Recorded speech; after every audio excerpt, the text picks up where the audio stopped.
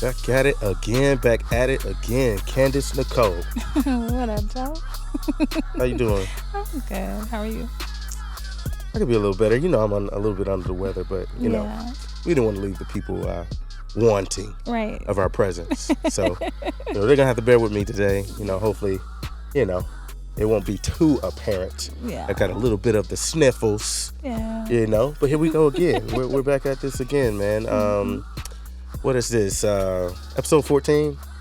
Yes. Yeah. Episode 14. Yeah. 13. We were talking about obstacles and oppositions, offenses. Man, so many facets of just life and engaging people we've been hitting. Yeah. I mean, it's been a bit of a series, man. I mean, when we first started having these conversations, we didn't know it was going to be so central to relationships and people. No. We're just kind of going with where the spirit leads us Right. conversationally. So it's been this continued conversation of how we, as people, interact with one another and have these different types of relationships and respond to the world around us and all that type of thing. Yeah.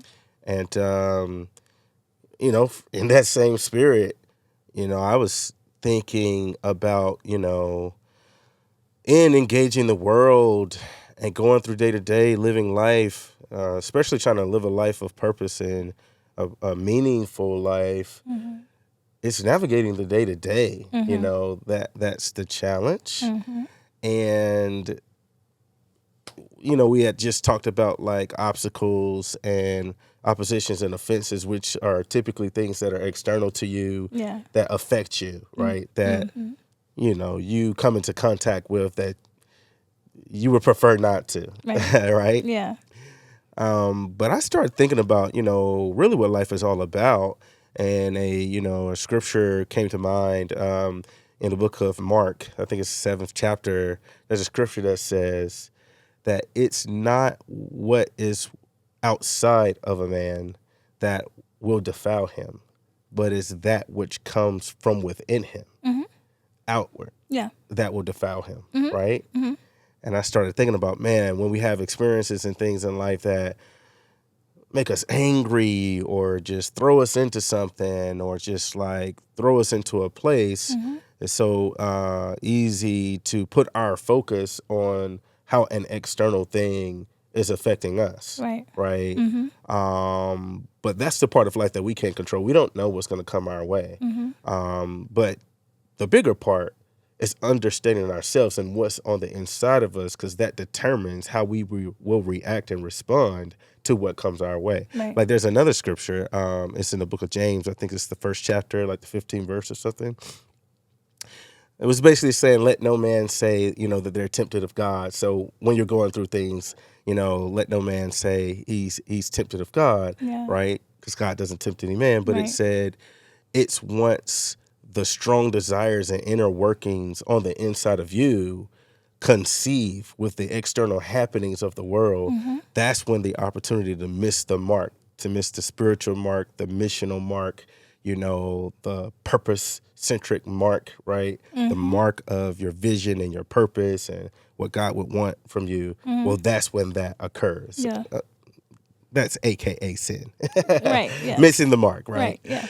We miss the mark once some external happening occurs, but it intersects what's on the inside of us, and these two things conceive, Mm-hmm. and that produces us missing the mark, Yeah. right? It does. And so self-awareness and being in tune with yourself is really the key, and the journey of this life is about your evolution of knowing oneself. Mm-hmm. And how you need to grow and evolve from one season to the next. So I got really one question.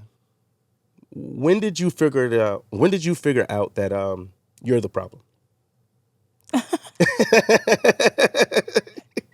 I wasn't expecting that. How long did it take you? I think in general, that's a really important question. I think it's a valuable question because it's often easy to place blame on the external happenings, Yeah. and allow the external happenings to be what justifies our response. you Mm-hmm. know, and our, you know, attitude, disposition, how we carry things from that moment on, Mm-hmm. you know. So I think that's an important question, you know, for all of us to ask, you know, in moments of like challenges, you know, being angry and or offended, you know, by Mm-hmm. things in life. I'll say for me, personally, you know, I had a mentality of, you know, of kind of not really taking responsibility or ownership for my response to things. It took me a while in my journey with God to get to a place of having more self control and more self assessment to understand kind of really how sometimes things come to tempt you to engage it in a way that will intentionally cause you to miss the mark and get you outside of God's plan, His will, or His instructions. Yeah. And so, for a long time, and I think for many people, when you're living life and just going from day to day, you know, just doing the stuff you're supposed to be doing, we call it life be lifing, right? Mm-hmm. And that's a true statement. But there's also nuances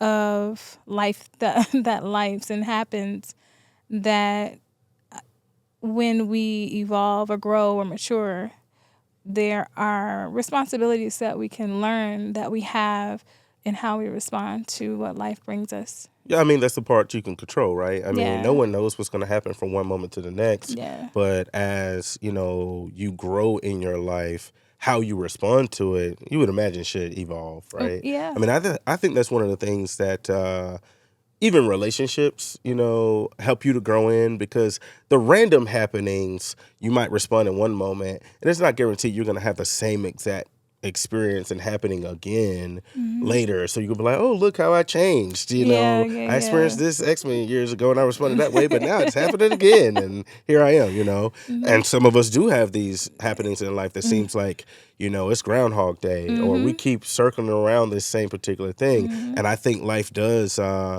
take you around circles because it's trying to teach you something about yourself and give you an opportunity to evolve and find the right answer to the same old quiver question, right? And that is a big part of life. And we have to be able to perceive and discern when we're kind of going around a circle of experiences. And it may be new characters. All of life is a stage. We're mere characters, right? It may be new people playing the role, but it's the same Groundhog movie playing over and over. And you have to be smart enough and wise enough, mature enough to perceive that and then figure out like, oh, okay, man, let me try this again until I get the right answer so I can Yeah. evolve, out of this, carousel wheel or this, Yeah. circle, this loop that I'm in, right? But how relationships are even bigger tools towards this, where you're perpetually dealing with people over courses of time that may have characteristics and things that give you an opportunity to constantly have opportunities to evolve how you respond to things that Yeah. may be present consistently, Yeah. right? Yeah. And so it gives you a chance to, change, learn things about yourself, come to terms with what you can and cannot control, and then put the emphasis on yourself as to what are you going to do? How are you going to change? How are you going to respond and all of that? And I think in that is, the opportunity of growth, Yeah. right? For sure. Now, you talked about the question I asked you about when did you figure out the problem's you. You're the problem. Yeah. And you said that's a question we all have to ask ourselves. And I think it's a question we have to constantly ask ourselves. It's not like a one time. It's every time we're going through something, having that innate nature to look within and ask yourself, right? But that takes embracing self-awareness. Right. How self-aware do you think, the average person is? And then I want to couple that. So, of course, you can talk about your perspective of, engaging with people and at least from your lens, how self-aware it seems others are.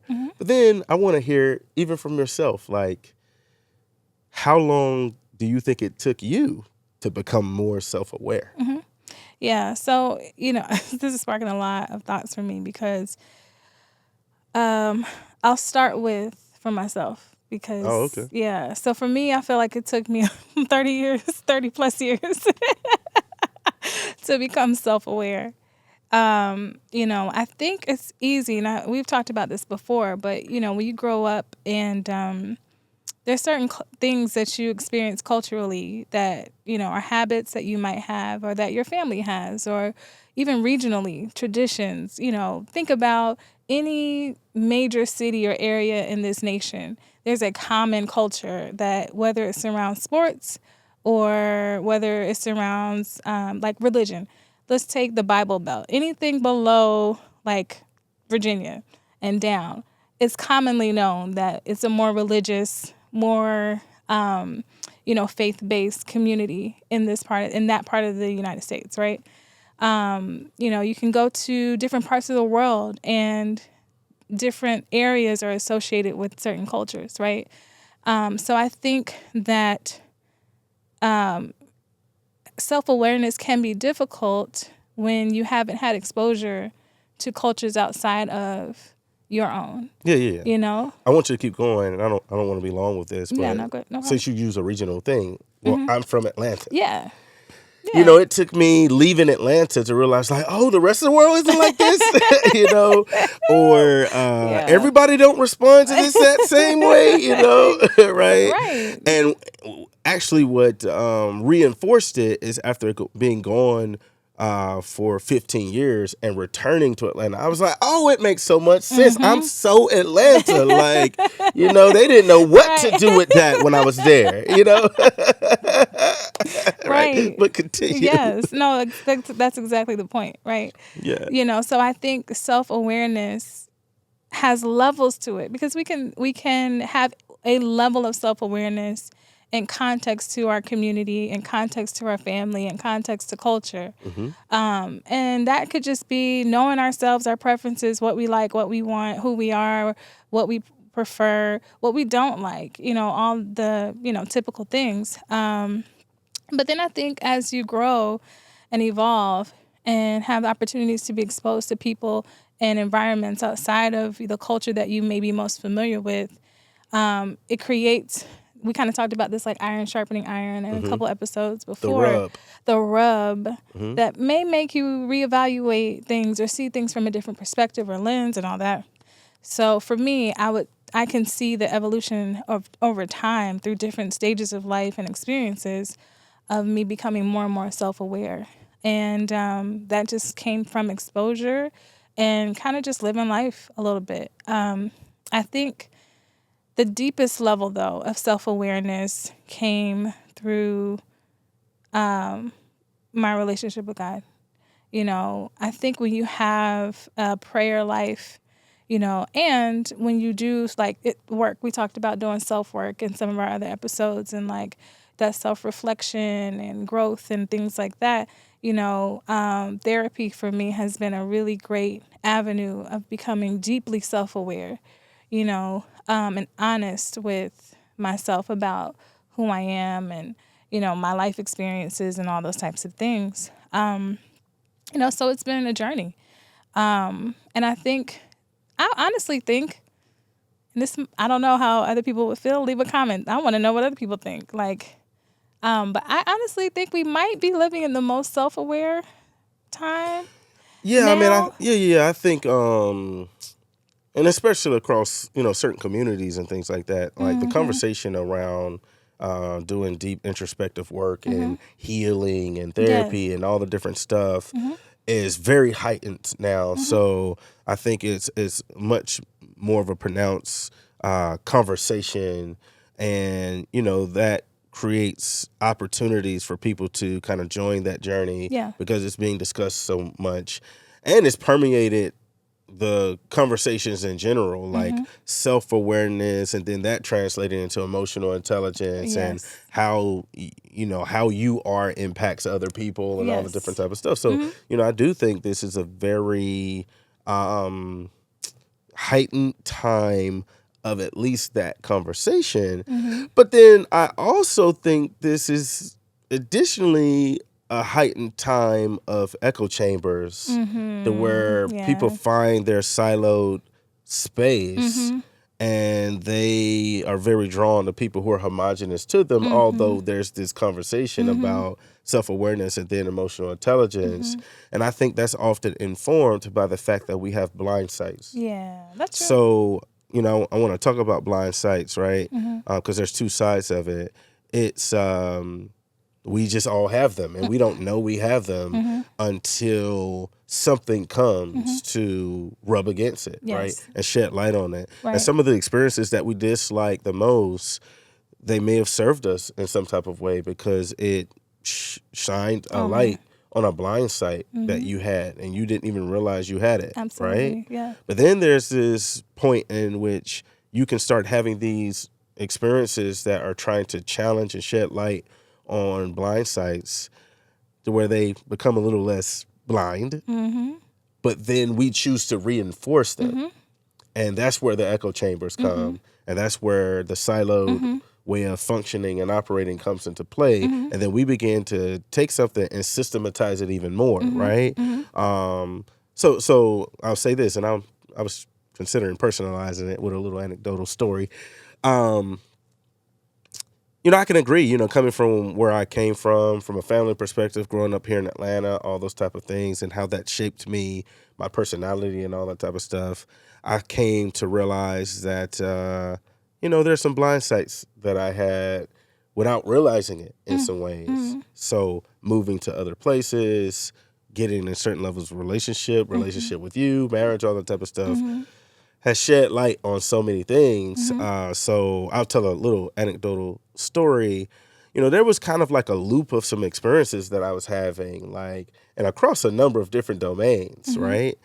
And it just brought me to a place of frustration. Like, man, why am I having this same similar experience, across a couple of different spaces? And I'm feeling like I'm doing, the right thing or doing what feels right to me, Yeah. and all that type of thing. But because I was having this consistent experience, I actually had a mentor advised me to read a couple of books, right? And man, I started reading like 3 or 4 books simultaneously. I would read a chapter a day of each one of these books. And man, after reading these particular books, I just had a big epiphany about a blind sight. Now, what's so interesting is this particular blind sight that I had, I actually was very aware of the thing about myself. I just didn't see it as something negative, or I didn't see it as something that needed to change, or something that should cause adverse reaction from anyone, Right. especially coming from where I come from. Right. And my life's experiences and what works for me and what's caused me to be effective. In fact, I thought some of the things that I pondered in this time period were noble qualities, right? Yep.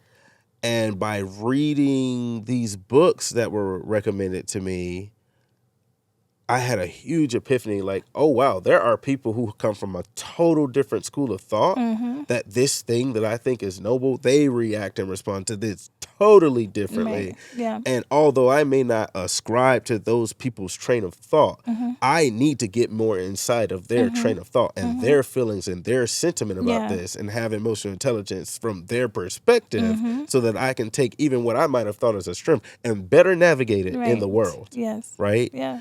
And so it gave me a chance to make a decision. Do I want to double down on what it is that, I felt historically were some noble qualities and things of the sort, or do I want to add some additional tools to my tool belt so that as I'm encountering someone who has a different school of thought, I know how to strategically position or reposition or curtail or whatever these things based on understanding how people in this space of thought react to this, right? Yeah. So good.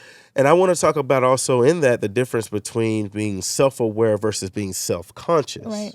Yeah.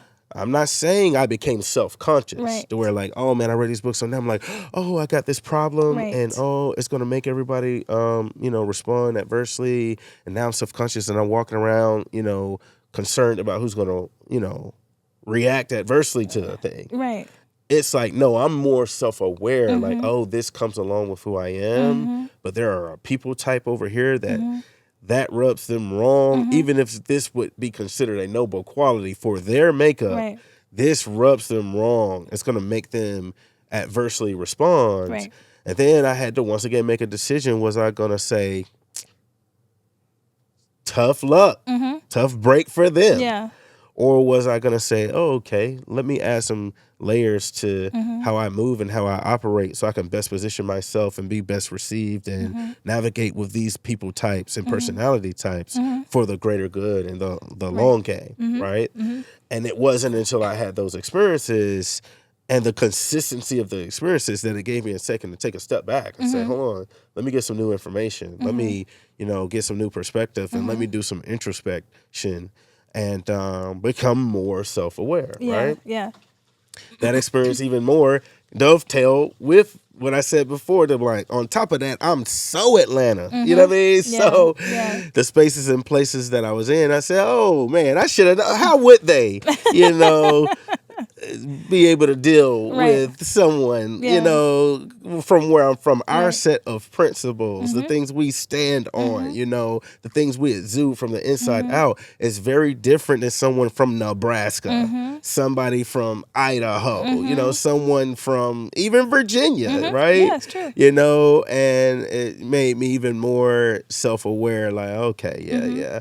I understand how I have to position what it is that I am, Yeah. and and how it interacts with the external world. Yeah, you're right? breaking down the levels of awareness, right? Yeah, Because I like that you pointed out the difference between self-consciousness and self-awareness, yeah, and that awareness being in context, right?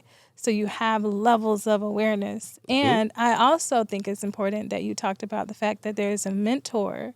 So someone outside of you that you're in a relationship with, that you Yeah. trust to even position yourself to receive counsel from, yeah, was able to point you in the direction and not give you all the answers, but Right. but let you just give you some suggestions for you to be able to consider. Yeah. And you doing the work yourself to then say, okay, let me just try to flip this coin over on the other side to see Right. what the difference is, and then taking that information and applying it accordingly. Mm-hmm. And to me, that is one example of like how you get to the highest level of self-awareness. yeah. You know? You know what I mean? That could be a whole nother discussion. I could so pivot down a whole path. If I could be honest, that's one of the things, at least for me personally, it feels like there's not enough of that. It felt like there used to be more of when we were younger, at least. People who like mentor and older people who are there for you to have deep conversations, help you get perspective, for you to be able to glean from and all that Yeah. type of thing. Yeah. That seems like it's less and less. And what's so messed up is like, well, I guess now we're the older people. Yeah, I was just about to Is our say generation that trash? Like nobody cares about nobody. No one's spending time with anybody. Yeah. It's terrible. And so I know I have times where I struggle to find those that I can really sit and talk to, get perspective from, and it comes from a place of real understanding and knowing and all of that. But I think it also needs to come from a place of you putting respect on the voices of others and stuff like that and placing value on it. So Yeah. we have to own our own part of it and all that type of stuff. Yeah, But for sure. even with that, like the levels of relationship and transparency, coupled with people who have wisdom and skill to bring that wisdom to the table, who have exposures the way they can help you learn. And then you said a key thing too, not necessarily people who are trying to tell you all the answers Right. or tell you exactly what you should be, but have the type of wisdom to provide you counsel and insight and Right. perspective that you can take away and you can embrace it for yourself, right? And help you, be a better, more refined version of yourself. And that type of counsel becomes like a mirror to Yeah. you to help you see yourself from angles that you may not have seen it before because you have that. And like I said, I can say for sure, I often feel like I struggle in having people that can provide that value to my Yeah. life. So Yeah. man, we gotta care more, man. Especially old people, you gotta care. you know, me too. Yeah. I just recently had someone ask me to be their mentor, right? And so I'm engaging that. But I shared with you the other day. There came this moment of me asking myself, oh, how deep do I want to go with this person, and how much do I want to avail myself to them and stuff like that. Especially when you've gotten in a rhythm of giving your life and your energy to the things that are really important to you, right? And you preserve your energies for those things, and then you have to decide, oh man, do I want to open myself up and give my energies to these things and all that type of stuff. So I can kind of empathize with it, but I think it's important that we do that because it helps us all Yeah. evolve, right? It does. I mean, and we all have to have, just even if we don't have a mentor, the sensitivity and the desire to just hear in general. Yeah. Because if there's not a mentor that's been where we're trying to go that can give us insight, we still do have, most of us have family around, friends, coworkers, somebody Yeah. that can see us outside of ourselves that may be trying to tell us something. Yeah. And if our ears are closed to it, Yeah. I was just about to ask you, listen, we're not going to get it. so I got a question, right? Can somebody check you? Yeah. So let me talk about me, right? I mean, people who've known me throughout my lifetime, I'm pretty sure there's a crowd of people that say I'm hard-headed. You know what I mean? I can admit it. I'm hard-headed. I'm pretty stubborn. You know what I mean? I think I make wise choices now. I You think do. I make good choices, so it kind of justifies my stubbornness or my hard-headedness now. Okay, right? But now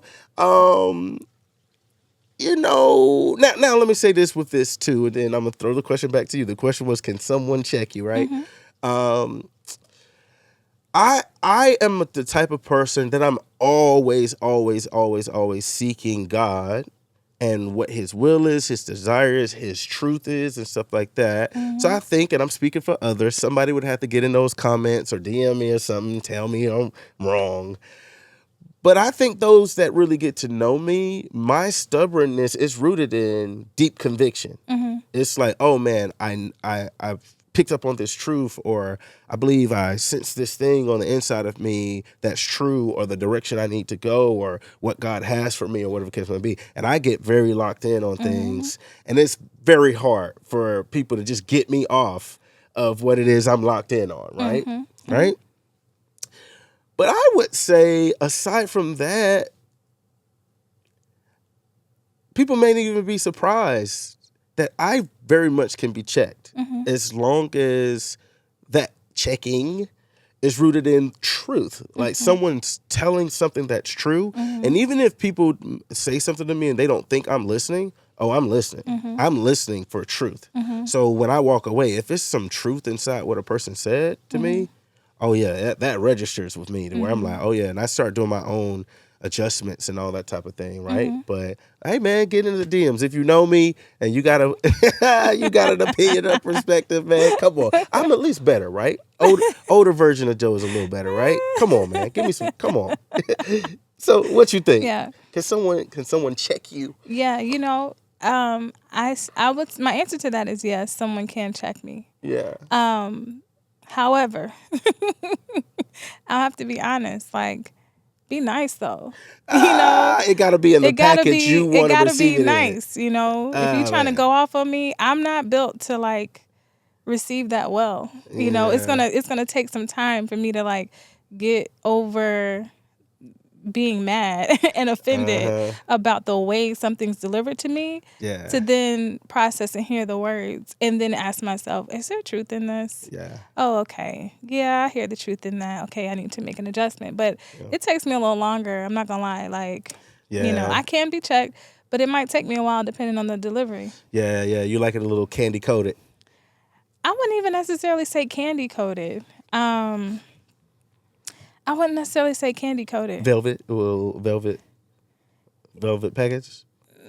Yeah, maybe velvet package, but Yeah. a little softer A little because softer. I'm sensitive.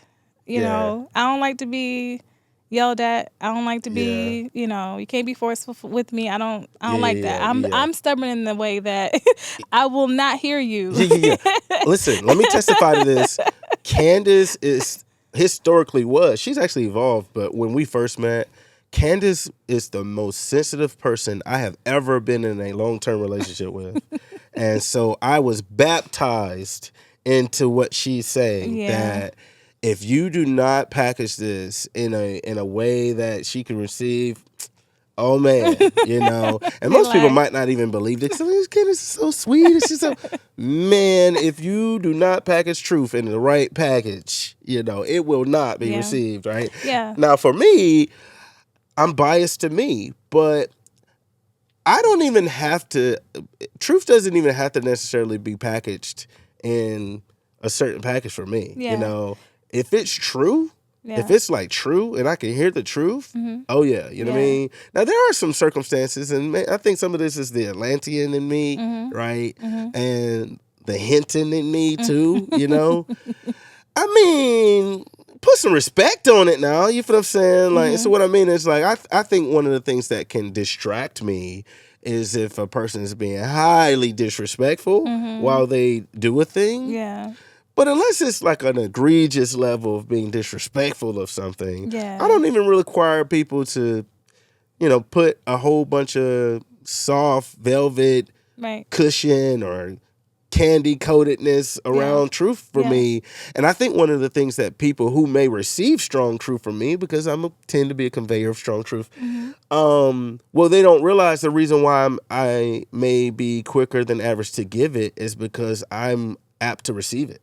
It's what I hold myself to. Right. To where it's like, man, when a person is telling me truth, I don't require a whole bunch of, it's like, oh no, that's true. And I quickly adjust. So that's what makes me give that out more. Now over the years, I feel like I've gotten better in that too, with the emotional intelligence and knowing how to package things so people can better receive it. Right. But you can get in the DMs again and let us know. Let me know. Yeah, I feel like I've gotten better too, like you said, to where I had to learn that for me, we kind of touched on this earlier, that I had to be careful not to let myself not be able to receive truth at all because of how it's delivered. Because there's a degree of fragility in that. And I think it's okay to demand respect, but if you're so fragile to the point that people can't tell you the truth and you can't receive the truth, and these people mean you well, that their intentions for you are good. Yeah. Then you have to evaluate and adjust. Like, okay, maybe I need to not be as sensitive because I know what's being told to me is for my good. Yeah. I think that's the big one too, like the intent of the person. I mean, I think there's a level of maturity that even if the person's intent is not good, you can, what they say, eat the meat and spit out the bones, right? Where you can take the pieces of something and see the truth in it and say, oh, okay, I see that, and I've had to do that in my life, like allow offensive things to still make me pull a truth out of it so I can make the adjustments I need to become a higher version of myself. How long would it take you to make an adjustment in that type of situation? It depends. Like, as I've gotten older, my response time has gotten quicker and quicker, especially with offensive things. Yeah. Because now I've taken my eyes off of like what's happening, and I look at these experiences as a gateway to something. So I've kind of gotten into, the Lord has required me to get in this posture to where before I react, I take a step back and I look beyond what's happening in the moment and figure out, well, what is it I'm supposed to be getting out of this? And what am I supposed to be learning? And then take my eyes off of the offensive part of it and then home in on like, okay, this is happening for a reason. So what is it God is trying to do in me? What is it I need to learn? Like, what's inside of this that if I take it and I ingest it and make the adjustments, it's going to make me better, or it's going to take me to a higher place and all that. Yeah. And I feel like God has had me in that position way too often in the recent past. Yeah. But I do see how it's refining me because I think it's making me a stronger, more resilient, more patient, more graceful person. Yeah. And I think it's humbling me in a lot of ways, and it's making me not rely on my Atlantaness so much, you know what I'm saying? Yeah. You know, it's making me, I hope to those that may know me who watch this feel Yeah. like they're I seeing believe a better I person. see you every day. I know that You you're know? better. But I ask that because that's actually where I am. Like, I am learning how to make the adjustments in real time. Yeah. Or at least faster than I used to. Yeah. Because I'm starting to see, when you earlier you talked about that cycle of things, and it's like you see these reoccurring themes, just like the story you told. And I feel like I'm in a place where I'm seeing this reoccurring theme. I'm like, hold on, like, okay, something about this must need to change, which means I can't, there's something that I think is okay, or something that I think there's nothing wrong with the way I'm responding, and I should just be able to move on. But because this keeps happening, I got to make an adjustment. I got to do something different. And, I think that is like another level of, self-awareness and an evolution in not being, I guess, just growing, beyond offenses or beyond your normal triggers or the things that, you're typically would respond to. Or if you're from Atlanta, this is how you respond to. Or if you're, wherever you're from, when X happens and everybody knows, this is how you respond to that. I feel like for me, I've realized that, okay, there's some habits, some tendencies, some cultural responses that I'm used to that for many years I've thought were okay. And I am kind of tired of going through this cycle. So I'm like, Yeah. all right, God, I need you to tell me what to change, and I need to be swift to make that adjustment. Yeah, the response time has to be high, Yeah. for sure. It's a high demand, I would say, for quick response times and all that type of stuff. And, I'm just tired of being in loops Yeah. on certain things. Yeah. You want to progress in life and all that type of thing. So I try to have pretty quick response time. I asked you, can someone check you, right? I'm going to make a statement, then come with a question. Once again, I've been looking for people who are trustworthy to be voices. Some people don't realize there are people that they want to be checked. Like, they want to get counsel and perspective and insight, but it just needs to be from a trustworthy voice. Yeah. Right? Yeah, that matters. Something that's pure and undefiled. You know what I mean? Like, and no one's perfect. Yeah. But, it's not defiled by other things that are not really not for your interest, or that's informed by some type of dysfunction or toxicity that comes from, a person. But it's more like, man, this is a person that they just have objective, good, wise counsel, and also a lens into you, and they can see you in a way. So when they come, there's a purity to the truth they're hitting you with for your interest, right? And not their own personal interest. Yeah. And, but once again, you hit seasons of, or at least I feel like I have hit seasons of my life through, I felt like it was a challenge finding the right people that, so it's akin to the statement of, like, if you're the smartest person in the room, Right, then you need to find another room. Right. For me, I don't necessarily think I'm the smartest person in the room. I just haven't always felt like smarter people were making themselves available to me. Right? Understood. And so similarly to the principle of people who can mentor and provide counsel, they may be around. They just have to have an affinity towards you and the opportunity for there to, build that relationship so that you can have that, right? Yeah. And I think I'm in a time period of kind of seeking that out in some ways, right? I would say it's also challenging. I mean, we do have to consider, I know we're going into 2025, but COVID was like for 2-3 years, Yeah. And that completely shifted culture to where people weren't gathering together. Everything is like virtual, mobile, and I personally find that, most social gatherings are, peer to peer. You're trying to go out, have a good time, debrief from life, and, hang out with your friends and people who can relate to where you are. And I think through the evolution of information, podcasts like this. Evolution of technology too. Yeah. Because listen, to the point, and I want you to continue, I didn't mean to cut you off, No, you're but good.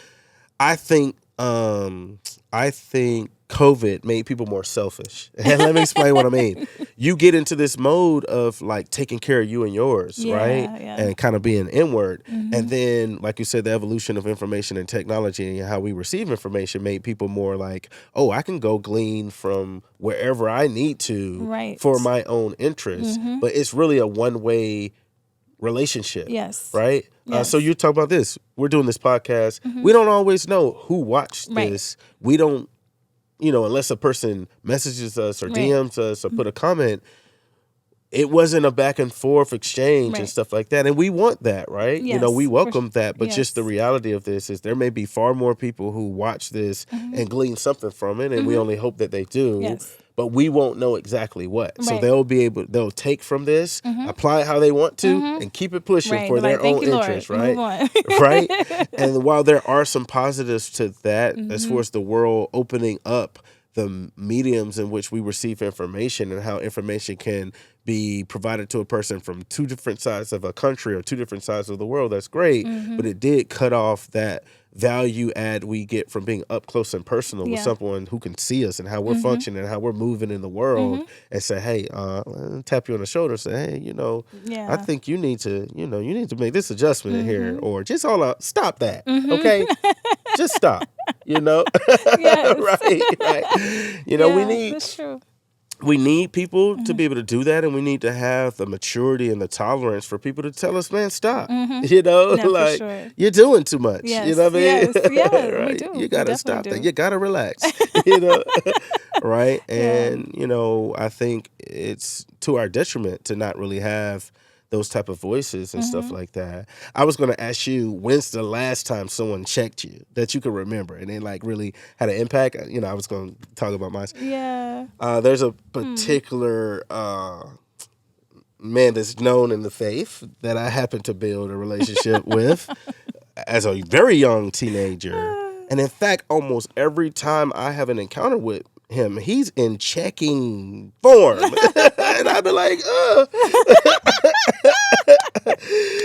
a couple of these times I'm like, I called you. I'm seeking to do well. But he'd be like, oh man. Going in. I mean, going in every time I talk to him. One thing I can give him is the last time I had a conversation with him and he went into checking mode. And it hurt my feelings, man. And he called me back and he said, after I got off the call with you, I feel like the Lord told me to call you back and tell you you're okay. He told me you're gonna take that hard, and he told me to encourage you. So I'm gonna call you back. I said, well, thank you, man. Right? Yeah. But that's the last significant one I can think of, and this was about maybe a year ago, year and a Yeah. half ago, that type of thing. But Was it that long ago? it was about a year ago, Wow. maybe. That went by fast. Yeah. Wow. And but I mean, this gentleman, I have some pointed stories. All right, I'm gonna tell you the first time I met him. I'm not gonna get into the whole story, but my best friend brought me over this gentleman's house, and my best friend, because he told me, he was like, man, you gotta meet this guy, man. He's been in my life. He's been so impactful. So he's like, well, yeah, we're gonna go over. He stayed around the corner from my house. I said, okay, cool. We come in the door. And my friend said, hey, sir, man, you got to meet my friend Joseph, man. You got to meet my friend Joseph. And he called me by the wrong name. But the name he called me by was like a biblical name. Now, in the moment, I didn't really know why he was calling me the wrong name. So I was like, no, sir, my name is Joseph. And he was like, he said the name again. I was like, Joseph. He said the name again. I think he just went in on me. I'm talking about first moment we met, just in exchanging names. Like, hey, sir, my name is Joseph. He just, ripped off out the gate. And I'm like, oh, what is going on? And to be honest, it took me years for the totality of what he said to me and why to hit me like, oh, man, he was so right. Like, he was so accurate. Like, oh, my gosh. Like, I mean, the implications of all he said in that moment, it took years for Mm-hmm. all of it to crystallize in my mind. Like, oh man, that man was so right. Mm-hmm. And from the first day I met him till today, and I was 19 when that happened, and I'm 40. Yeah. Every single encounter I've had with him, it's been in checking form. Oh my gosh. That is so funny. It's like, oh my gosh. Wow. So anyway, Yeah. when's the last time for you? Gosh, my stories aren't like that.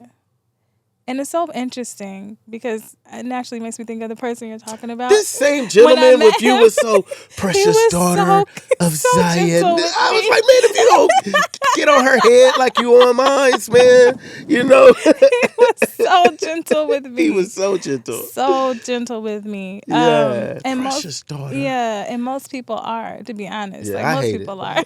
But continue. Well, though, that's the thing that pricks my heart because it makes me feel like, man, these people trust me enough to share with me what they really think. And because I dealt with fragility and kind of put fragility as my armor for a long time, it matters to me that people would challenge me. Yeah. So because I know it's not people's tendency to challenge me, I actually ask for the checking for the most part. Like, I'm like, okay, can you tell me, like, how was this? What do you think? Be honest with me. Tell me what you really think about this. And I've also learned to become more self-aware so that even if people aren't telling me, I can kind of see and then engage them and say, okay, I'm feeling like it might be like, do you think this could have been better? Yeah. And invite that Yeah. critique so that I can know for sure and then I can get better. Yeah, I mean, I think it's mature of you to invite it. Because to the point, I've been your husband for a while, right? Yeah. And known you for a while. I mean, a lot of those people in their wisdom, they approached you that way. Yeah. And, because what you're saying kind of lead in with a little bit of fragility that where they knew, let me softly get in here and encourage, the daughter of Zion first. And then hit her with a little, things for encouragement and stuff like that. But as you've been, or admonishment, but as you've grown over the years, right, your capacity to receive those things, and then your appetite has grown. So it takes it's maturing that makes you ask for it more, right? And that type of thing. And I think it's a good that thing. keeps my heart soft too because I know that if it comes in a package that I'm like, I know my nature is to resist like hard, like I couldn't take what you take, right?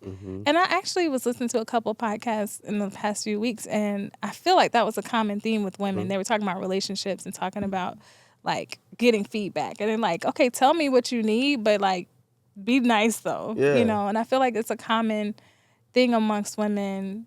And not to say that men don't want that too, because I actually heard some perspective where men were like, hey, like. Listen, and to the point you're making, right? Because I look at things very counter to how people look at it. I actually look at it like this. If a person is adverse to hearing truth and it must come in a package that they require it to, I look at their heart as actually more hard than a person who is like, hey, man, you can hit me with truth. However, I agree. So with this gentleman, I'm all like, I came looking for the truth. Yeah. And you blasted me. You know what I'm saying? But then you like, daughter of Zion. I'm like, man, you killing me, man. Like, my heart is already kind of open for like, hey, I want to hear the truth because I want to be in right standings with God. I want to be in alignment with my purpose. I want to be hitting on all cylinders as far as like effectiveness and impact and all that type of stuff. And I don't want anything, not even myself, hindering me. I don't want like blind sights or shortcomings, proclivities. I don't want like any systems of operating that came from my history and my past or, just what I've seen and been exposed to or indoctrinated by to be these strongholds that keep me from going into my highest self, right? And my highest level of, executing my purpose, right? So I'm looking for it, right? So my thing is like, come on, my guy, right? But I guess I can take it or I have no choice but to, take it. And once again, y'all can tell me, what is it about me? Come on now. I think it's strength. I think it's strength. I think it's being sturdy, being stable, and I think that's the unfortunate part, meaning like I think sometimes it can be misperceived that people who are strong and are constantly being strong need delicacy. Need to be balanced and need to be able to receive being treated and handled with, in a delicate way. Yeah. Not all the time, but moments. They need moments to just be able to not have to be so strong. Right. And Lean their head on a on the shoulder. shoulder and just console Yeah. me. Like, Yeah. As a little sidebar, one of the things I've learned over the years is that oftentimes it takes a great level of maturity and perception to go beyond what you see on the surface, right? Yes. For face value. Because if a person is exuding strength all the time, some people might be like, well, I'm not going to, lend X to them. They're strong enough by themselves. They don't need no help. That's true. And people might not realize, like, oh no, their life made them have to be strong like that because Right. they haven't had a place to lean on or to rest or to rely on and all that. So they have to be strong, right? I'll take even the concept of like arrogance and pride and stuff like that. And it does exist and all of that.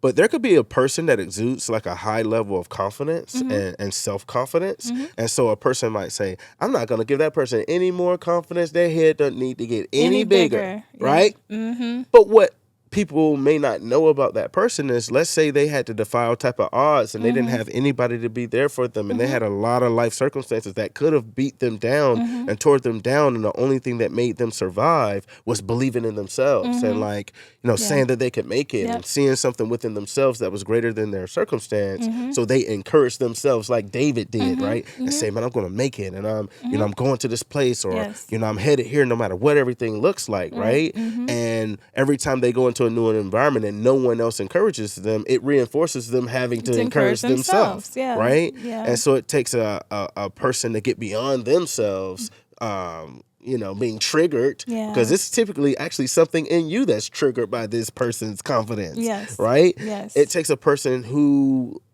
isn't intimidated by that and can see deeper and say, oh man, I'm gonna be the person that this person can like rest on or put their armor down a little bit, and that encourages that person. And you'll be, surprised that, man, that person may open up to you in a way you would have never imagined, because you could get past that, right? And you might see their softer side. Yeah. You get access to their softer side. Yeah, you got past the armor. Yeah. And same for the fragility. I think, it's easy to perceive a person who's more fragile and, approach things like, okay, I'm going to be gentle, I'm going to be soft, not realizing that person needs strength. That person may need a little more of a strong redirection, because I think particularly that fragility can be, you can have arrogance kind of underlying that. You can have just as much pride underlying that. It's just passive. It's just not outward, and it's not in your face. It's like, I'm too precious to be handled. Like, right. Yeah. And all the while, you're bumping your head and you're missing opportunities for growth and change, right? Here's what's interesting. So the example I give that is kind of akin to that is like, I tell people this. Imagine if you received an inheritance from someone and it was a Fabergé egg, right? The average person would be like, oh my God, it's a Fabergé egg and all that.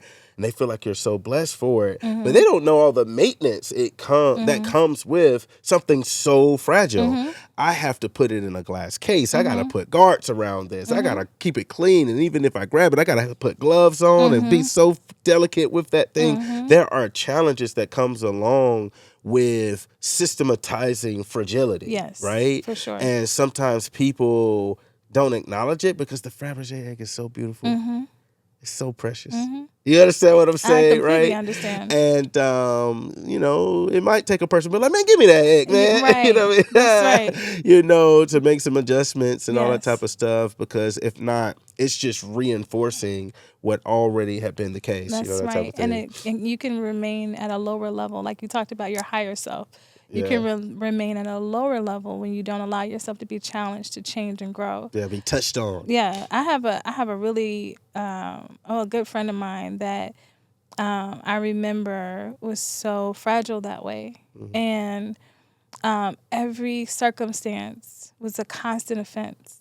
It's like people weren't matching the expectations of the level of niceness that she would put out there, so she had high expectations of everybody to kind of reciprocate what she felt she was giving to the world, but not being aware of what other people value. And, as a result of that, she had one situation after another situation, and that resulted in a break of relationship, break of friendship, because of this fragility to where no one could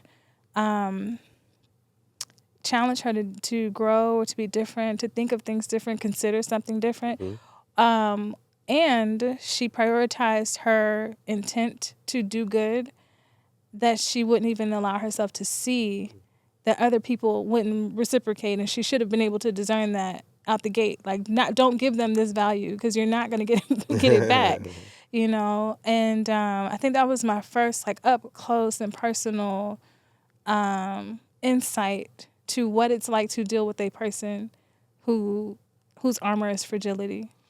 And it made me start to see things from a different perspective and analyze myself to say, okay, I actually might have some of these same tendencies. Yeah. Let me see how I can adjust that, because, I could be the problem. I am likely the problem, and it's not all on everybody else. Yeah, it's the justifications that we tell ourselves. It's the self-righteousness that we live in about how we are, right? Listen, I'm gonna tell you one of my noble qualities, and I'm talking about myself, is I know when I'm wrong, and I still that's what I'm doing. It's not like I don't tend to, put self-righteousness or justifications around my pettiness or whatever it is. I'm like, man, that's what type of time I'm on. You know what I mean? Right? Yes. But it's when we live in places that we just have this shroud of self-righteousness and justifications around the things that we walk in, and that makes us not able to see ourselves. Correct. Nobody can tell you about yourself. Nobody can put a mirror in front of you and be like, you see this? This is crooked right here. Straighten this out. That type of thing. For sure. And we need that. We need the ability to see ourselves, because then we can look across the arc of our life and see how, even when we run into unpleasant things and we have experiences that we can't control that are unfavorable, we could kind of see the usefulness of it. Yeah. I've learned a lot from challenging circumstances. Most valuable. Yeah, and people and things like that, that I wouldn't have preferred some of the experiences, but I did learn something from it, and it taught me things about myself and allowed me to see myself in a different way, make certain adjustments, grow in certain areas and stuff like that. And then, of course, we learn from the good, too. And as long as we're alive, that's what we should be doing. We should be learning and growing from the things that we go through and we experience and all that type of stuff. But it's to the degree that you shift your focus on you and not everyone else. That's right. It helps us in our accountability. Greater accountability helps our character, all that type of thing. And that's really what it's all about, because you then control. It's like self-mastery, controlling how you respond to the world, right?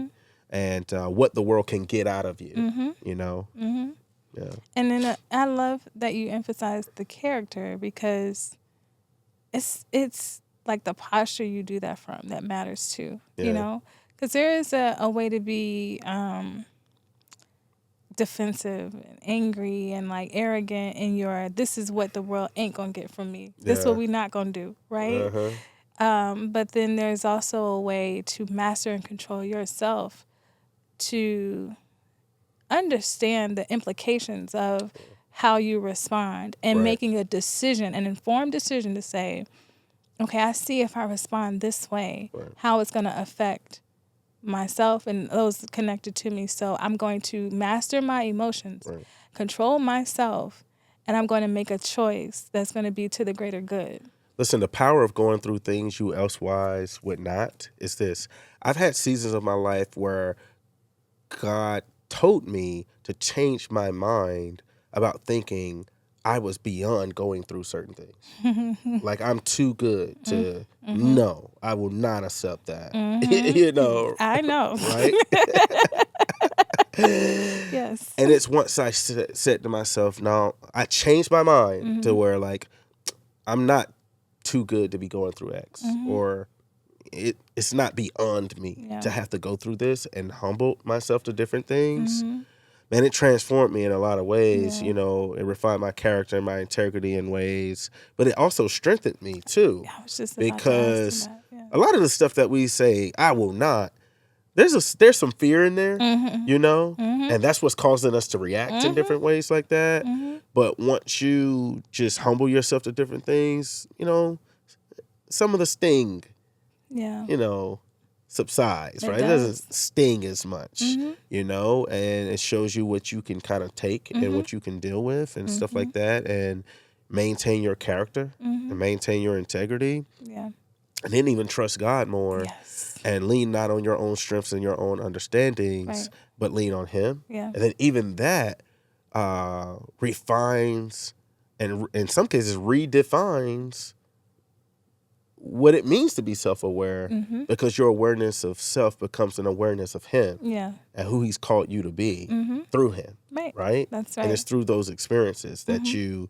you know, start evolving yourself to the mirror, and not the mirror of what you are, but the Mhm. mirror of who He's calling you to be, Mhm. you know, through your experiences Mhm. and through your walk with Him and all that. Yeah. And, you know, that's what it's about. It is. Yeah. The problem's you. I know. I'm working on it. Yeah, man. The problem is us, right? Because that's what we have to focus Yeah. on We all have to work on it. and manage ourselves, master ourselves throughout our life experiences. And as we Mhm. engage people and circumstances and all that type of stuff, and trust that it will bring the best out of us. Yeah. Cool conversation about self-awareness. What else is there to say? I don't know. I would say it's important to change the narrative, you know. Everybody else is not the problem, just like you said. Not always, or I would even say not only. Yeah. You know, not only. They're not the only problem. There are things within us that we can evaluate, and we can use these challenges to maximize our opportunities for growth and to be strengthened. Yeah. Yeah. Yeah. To be our higher selves. You know, I went a whole episode And didn't cough. and almost got through Yeah. without my being under the weather, Yeah. You okay? showing his head. Yeah. But hey, It's all good. You did great. thank you. Love you guys, man. We keep, you know, inviting everybody to leave comments, Yes. hit the DMs, all that type of stuff. We want to yet again invite you. You know, we want to be in relationship with you. Yep.